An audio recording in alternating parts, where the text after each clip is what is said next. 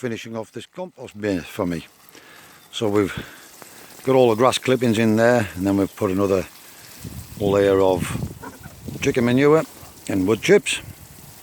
We're just giving it its final water in, and then we're going to cover it over with this black topping, waterproof.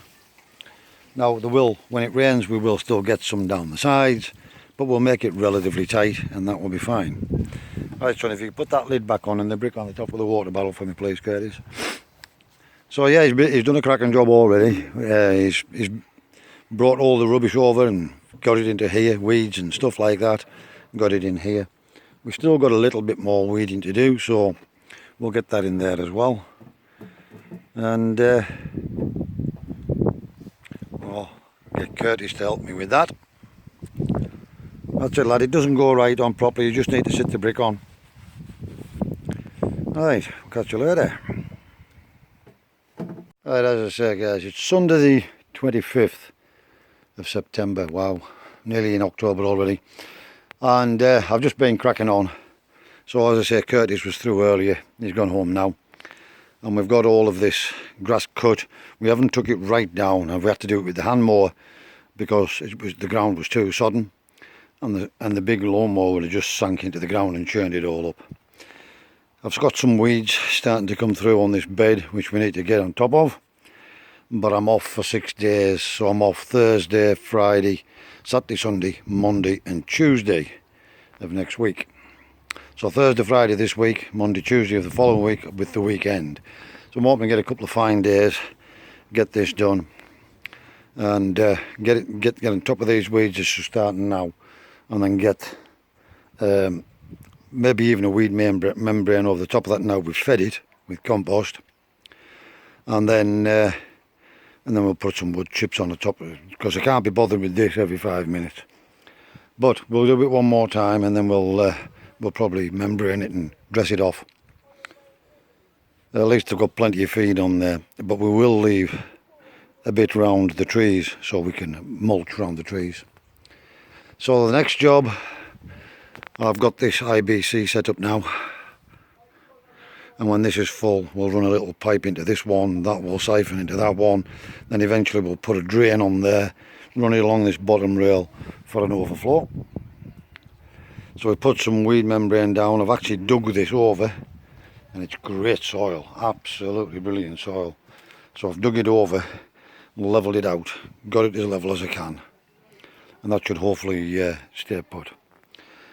And you can see this soil here, it's really good soil under here. This is underneath the aviary where the pigeons were, and all the manure was being dropping down through the time, and it was really easy digging that. I've even done it by hand, and I've now finally got in the 2 raspberry plants that were dying to death. So we've got a summer fruiting on this side and an autumn fruiting on that side, and we're not going to get anything out of that this year, I doubt. But we've got them in the ground, that's the main thing. And this soil drains lovely as well. It's really, as I was turning it over, just hitting it with the fork and it was just breaking. Really good draining in there. So they should be happy in there. We just give them a good watering in, and then I used 1 potato bucket of spent compost just to spread over the top and give them a bit of a feed as well for the first year and get them settled in. So that's my raspberries planted at long last. They were suffering in the polytunnel. So I'll take you over now and I'll give you a little look at what else we got done with Curtis while he was here. Right, so we're over in the growing area now. So me and Curtis, we've got this bed weeded and levelled off. Still need to dig this with the rotavator, but that's for when I'm off. I've got it weeded now and level, that's the main thing, stop any further growth. We've got this compost bay finished. This is the weed bay, and we've now got a topping on this. You're seeing Curtis earlier just watering this in. But what we also done is we went back over in the other side, the midden where we back the lawnmower into, and just drop all the grass in a heap and it started rotting down. We've scraped all that up and threw it on top as well, because we didn't have a great deal of grass, we couldn't cut it too short. So we put that on what we did have, which was probably about a barrow full, and then we threw all of that partially broken down material on top of that as well. Watered it again, and then we put this cover on, and I've just temporarily threw this back on here to keep it out of the way. This is just the wood that was laying on the path down here. And then we moved on, and we did these two beds and roughly level them out. Again, these two have got to be rotavated, but I'm going to build some edges up, high edges, so that it doesn't spill over onto the path like last time when I was doing these. Just temporary, and I'll show you that when we come to do it. Got all of the sweet corn stems chopped up and put into the compost bay as well. So we've got a good half a pallet bay here now, probably just slightly more than half. Of course that's going to drop substantially down about here, but it's a start on the weed bin. And then with the weeding that we're done in here, which was great, we just put it into a bucket and tipped it on top of there before we finally put the cover on. I'm eventually going to build a roof over this. I haven't decided how I'm going to do it yet, whether to have it opening this way and that way and fold and close and lock in together, or whether I'm going to have one big one that folds back to the fence. I haven't made my mind up yet, or whether I'm just actually going to have it raised up on posts and just have it covered, semi-covered. But I'm really pleased with this. Really pleased. That is usable compost now. And what's more, once I get them other beds dug, I now know I've got something to top dress with them with. Oh, found a potato even. So I know I've got compost. I don't need to buy any more compost. We can give them a good dressing with this. There's plenty of nutrients in this. There's chicken manure, wood chips, and all of the foliage from all of the plants since January. And there's the last of the sweet corn chopped up and put in here on the top of here. I'm just waiting to see if I can get one more cut on the grass during my time off and put that on, and then top this off with one bag of brown material. As you can see, we've got them in bags, we've got them covered over, and they'll stay relatively dry in there, and we can just use that for layering as we go along. So yeah, cracking job. Got those two beds weeded, roughly levelled, because they're going to be dug over with the rotavator anyway, as I say. And we're almost back on top of things again, guys, at long last. Now it should just be coming up in general maintenance, pottering. These are the 4 calibres we put in as well, coming along really nicely. How far we'll get them, we don't know, but we won't know if we don't try. And then yeah, we've got this to dig over as well, and then we'll dress with compost. That just to give a quick scratch over, and we're going to dress these, even though they're brand new beds this year. There should still be plenty of nitrogen, but sweet corn does take a lot out of it, so we'll give them a little thin layer of my compost. Likewise with this one, we didn't fill this to the top, we ran out of compost, and that'll get a dressing as well when we take the leaks out. The ones that will be getting the most will be this bed here and this bed here. They'll be taking up most of the compost, but each one of these beds will also get a top dressing, just as a bit of feed, but they'll get the fish blood and bone first on every bed, then they'll get the top dressing, and then we'll start putting them to bed for the winter. Cover them all over, stop the weeds coming again, and if we do decide to plant something else, we can just uncover and plant in right away. But like I said, I won't be going mental with winter crops.